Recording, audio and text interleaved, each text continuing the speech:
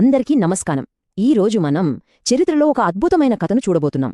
అదేంటంటే చిన్న చిన్న రాజ్యాలుగా విడిపోయిన ఒక దేశం ఎలా ఒకే శక్తిగా ఏకమైంది, ఆ తర్వాత ప్రాచీన ప్రపంచంలోనే అత్యంత గొప్ప విజేతను ఎలా ఎదుర్కొంది అన్నదే ఈ కథ. ఇది చాలా ఆసక్తికరమైన ప్రశ్న కదా. ఈ మొత్తం విశ్లేషణలో మనం దీనికి సమాధానం వెతకడానికి ప్రయత్నిద్దాం. ఒక మహాసామ్రాజ్యం పుట్టుక వెనుక ఉన్న అసలు కారణాలేంటో లోతుగా చూద్దాం. సరే, మన ప్రయాణం ఎలా సాగుతుందంటే ముందుగా ఎన్నో రాజ్యాలున్న ఆ కాలంలోకి వెళ్తాం. ఆ తర్వాత అందులోంచి మగధ ఎలా పైకి వచ్చింది, దాని విజయ రహస్యమేంటో తెలుసుకుంటాం. ఆపై పర్షియన్లు, అలెగ్జాండర్ లాంటి బయటి శక్తులు ఎలా వచ్చాయో చూసి చివరికి ఒక కొత్త సామ్రాజ్యం ఎలా ఏర్పడిందో చర్చిద్దాం. మనిప్పుడు టైం ట్రావెల్ చేసి క్రీస్తుపూర్వం 6వ శతాబ్దానికి వెళ్దాం. అప్పటి ఉత్తర భారతదేశాన్ని ఊహించుకోండి. అదొక రాజకీయ యుద్ధభూమి. అక్కడ ఎన్నో రాజ్యాలు, గణతంత్రాలు అన్ని అధికారం కోసం ఒకదానితో ఒకటి నిరంతరం పోరాడుకుంటూ ఉండేవి. అప్పట్లో ఈ ప్రాంతం మొత్తం 16 శక్తివంతమైన రాజ్యాలుగా విడిపోయి ఉండేది. వీటినే చరిత్రలో మహాజనపదాలు అని పిలుస్తారు. వీటిలో ప్రతి ఒక్కటీ తామే అందరికంగా గొప్ప అని నిరూపించుకోవాలని ఆధిపత్యం కోసం తీవ్రంగా పోటీపడేవి అన్నమాట. అయితే కాలం గడిచే కొద్దీ ఈ 16 రాజ్యాల పోటీ కాస్త చివరికి 4 బలమైన రాజ్యాల మధ్య ఫైనల్ మ్యాచ్లా మారింది. అవే వత్స, అవంతి, కోసల మరియు మగధ. ఇప్పుడు అసలైన సమరం మొదలైంది. అంతిమ విజేత ఎవరో తేలాల్సిన సమయం వచ్చింది. మరి ఆ నలుగురిలో మగధ మాత్రమే ఎందుకు గెలిచింది? మిగతా వాళ్లందరినీ దాటుకుని ఒక మహాసామ్రాజ్యంగా ఎలా నిలిచింది? దాని వెనుక ఉన్న ఆ విన్నింగ్ ఫార్ములా ఏంటో ఇప్పుడు తెలుసుకుందాం. చూడండి, మగధ విజయం వెనుక రహస్యం కేవలం సైన్యం మాత్రమే కాదు. దానికి కొన్ని సహజమైన వరాలున్నాయి. 1. సారవంతమైన గంగానది లోయ, అంటే వ్యవసాయానికి కొదవలేదు. 2. ఆయుధాలు చేయడానికి కావలసిన ఇనుము, రాగి గనులు. ఇక 3. అది ఉన్న ప్రదేశం ముఖ్యమైన వాణిజ్య మార్గాల కూడలిలో ఉండటం. ఇవన్నీ కలిసి మగధనొక పవర్ హౌస్గా మార్చాయి. ఈ ప్రయాణంలో 3 ముఖ్యమైన రాజవంశాలు మగధను నడిపించాయి: హర్యంక, శైశునాగ మరియు నందవంశాలు. వీళ్ళు కేవలం రాజులు కాదు, ఒక చిన్న రాజ్యాన్ని మహాసామ్రాజ్యంగా నిర్మించిన ఆర్కిటెక్ట్స్. ఒకరి తరువాత ఒకరు వచ్చి శతాబ్దాలపాటు ఆ పునాదులను పటిష్టం చేశారు. కథ మొదలయ్యేది బింబిసారుడితో. ఇతను చాలా తెలివైనవాడు. కత్తికన్నా ఎక్కువగా బుద్ధికి పనిచెప్పాడు. పెళ్లిళ్లను ఒక రాజకీయ ఆయుధంగా వాడాడు. చుట్టుపక్కల రాజ్యాల యువరాణులను పెళ్లి చేసుకుని శత్రువులను మిత్రులుగా మార్చుకున్నాడు.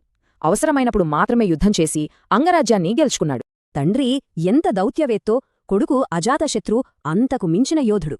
ఇతనికి చర్చలు, ఒప్పందాలమీద నమ్మకం తక్కువ. కేవలం సైనిక బలంతోనే సామ్రాజ్యాన్ని విస్తరించాలని నమ్మాడు.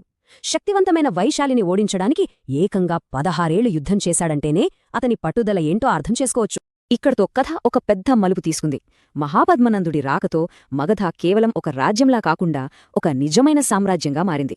అతను తన ప్రత్యర్థులందర్నీ నాశనం చేసి ఏకరాట అనే బిరుదును తీసుకున్నాడు. అంటే నేనే ఏకైక చక్రవర్తిని అని ప్రకటించుకున్నాడన్నమాట.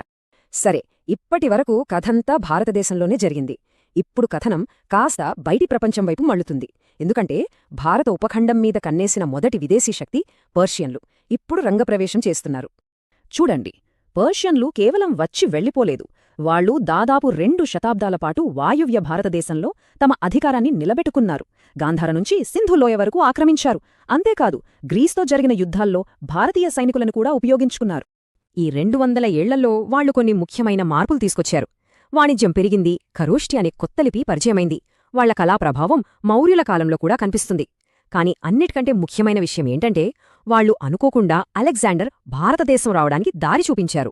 ఇక మనం ఎదురుచూస్తున్న ఘట్టం రానే వచ్చింది. ప్రపంచాన్ని జయించాలనే కలతో బయలుదేరిన అలెగ్జాండర్ ద గ్రేట్ తన అజేయమైన సైన్యంతో భారత సరిహద్దుల తలుపు తట్టాడు. ఒక్కసారి మ్యాప్ను చూడండి. మెసిడోనియా ఎక్కడా, భారతదేశం ఎక్కడా? ఖండాలు దాటి వేల కిలోమీటర్లు ప్రయాణించి భారతదేశానికి చేరుకున్నాడు. ఇది అతని పట్టుదలకు, అతని ఆశయానికి నిదర్శనం.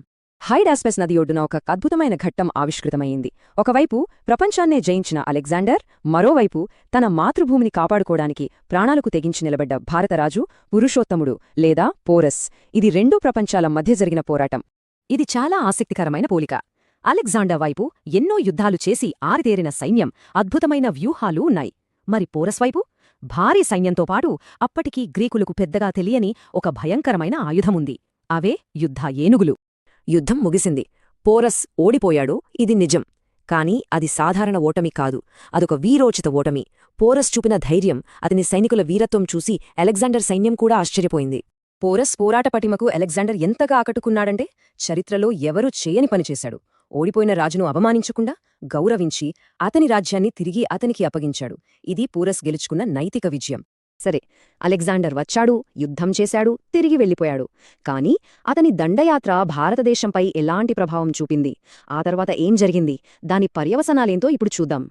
అలెగ్జాండర్ దండయాత్ర కొన్ని అనుకోని మార్పులకు కారణమైంది. అతను వాయువ్య ప్రాంతంలోని చిన్న చిన్న రాజ్యాలను నాశనం చేయడం వల్ల అక్కడ ఒక రాజకీయ శూన్యమేర్పడింది. ఇది ఉత్తర భారతదేశం మొత్తం ఒకే గొడుగు కిందకు రావడానికి దారితీసింది. కొత్త వాణిజ్య మార్గాలు తెరుచుకున్నాయి. అన్నిటికన్నా ముఖ్యంగా ఇది మౌర్య సామ్రాజ్యం రావటానికి వేదికను సిద్ధం చేసింది. మనం ఈ విశ్లేషణను ఒక ఆలోచింపజేసే ప్రశ్నతో ముగిద్దాం. ప్రపంచాన్ని జయించిన అలెగ్జాండర్ తను వెనక్కి వెళ్ళిపోతూ అనుకోకుండా తనకంటే గొప్ప సామ్రాజ్యం ఏర్పడటానికి కారణమయ్యాడా?